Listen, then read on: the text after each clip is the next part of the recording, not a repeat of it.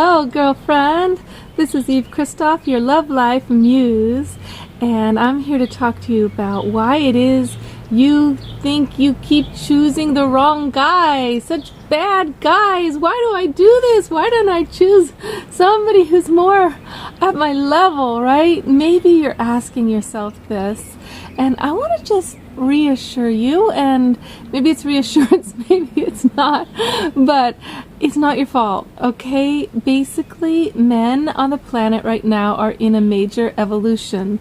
As women are evolving, the men are too, and as the women start asking for what they need, the men are, ricocheting because they've had this privilege. They've had it their way on hundreds of different levels in relationship, and they don't even know that. They don't even know the difference. I mean, I have a friend of mine, he always asks me, he's like, Eve, where do you come up with these guys?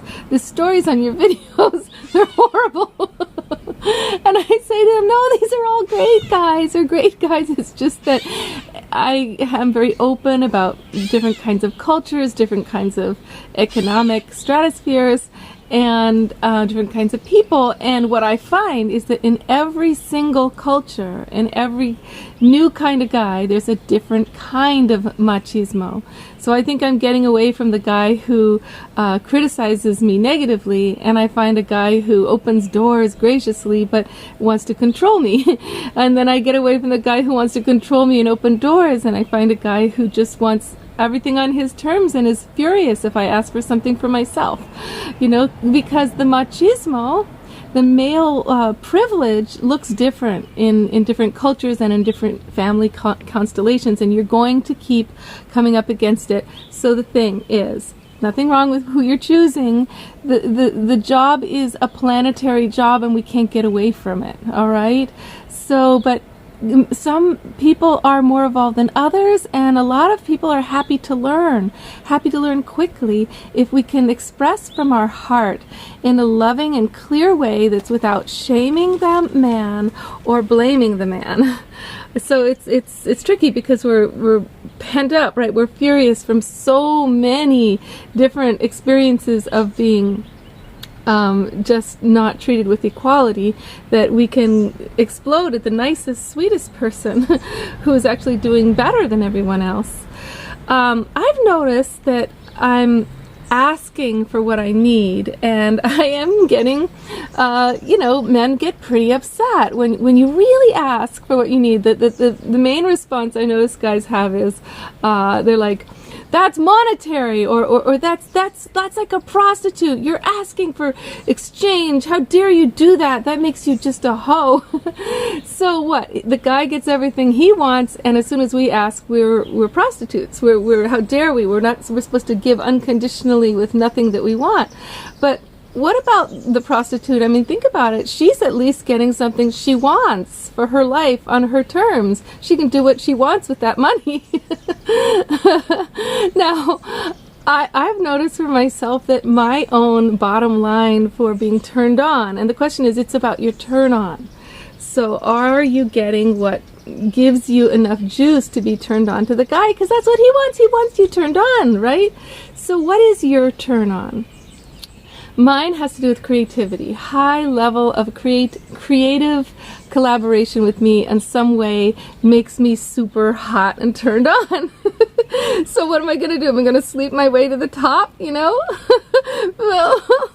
I should be so lucky if I could. It would be really fun. I'd get everything I want all in one. So don't judge yourself. Other people's judgments of you don't matter either. What turns you on?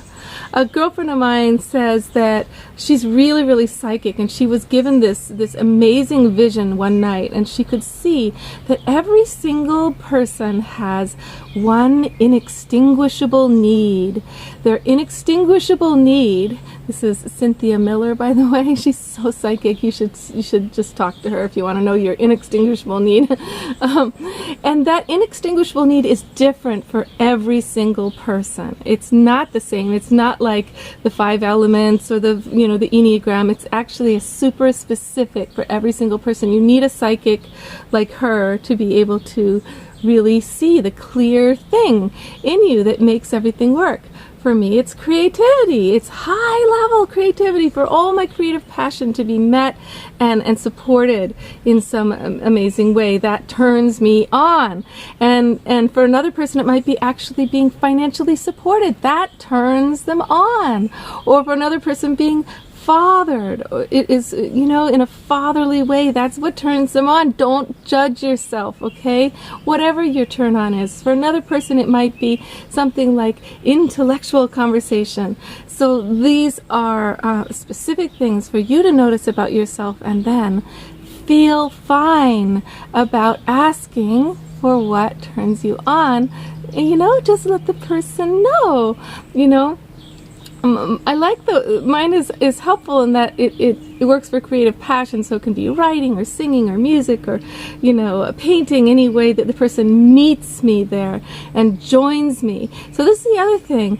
If you're choosing guys, one thing to ask yourself when you're trying to do better in your choice with men is, can I make a baby with him that will be cared for? Now, that's not just a physical baby.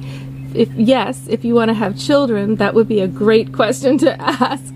Can this person join you in the caring for, in the raising of this child, and in the partnership that would allow this birth to happen, that brings more to the planet? But I mean, not just children. What about the gift of your art, the gift of your business, the gift of your heart, of the dinner parties you want to give? Is this person somebody with whom you can give more to the world through a birth that the two of you bring about and can nurture together? That will give you a lot more in common, a lot more fun to have together, and a lot more magic that will be flowing in your turn on. What is your turn on, darling? Feel it and go ahead and ask for what you need. All I know is the guys get pretty mad when I do it. They often insult me. Sometimes they leave altogether. But it's worth it, because otherwise I don't want to be there anyway, unless it is an equal give and exchange on what I want. And remember, what they want, it's different than us, and that's okay. Not to shame them either. If they just really want sex, it's fine. They want sensuality and heartfelt hugging for hours, or they just want quickies, it's fine. That's what they want. But only if we get what we want that turns us on, so that our bodies are open and interested, and our hearts are, engaged with these wonderful men in a way that feels like we're getting out of it what we want. All right, let's do this together, girlfriends. All right, we all start asking, and all the guys will be, facing themselves. Am I willing to give as much as I want to get? And he's like, well, sex is quick. That thing she wants, mowing the lawn, helping her with her house, that takes 8 hours. Sex only takes 10 minutes. Well, we open our bodies, our hearts, and our souls when we have sex. So, and it's not like that. The exchange with women is always longer. Think slower, longer, slower, longer. That's what we need to ask for. That's what the guys need to give us. And then they can have their quickies, whatever. Hopefully some of them are going to be interested in a more in-depth sexual experience that can keep rolling for hours, because they fed us on the heart-spirit level. And we're so excited because we're bringing birth into the world because of this wonderful lover connection we have, who's really meeting us on our other levels. What is your inextinguishable need? Ask Cynthia Miller. Okay, much love, darling. Love, life, and let's be brave. We're just going to be asking, that's all. We're just asking.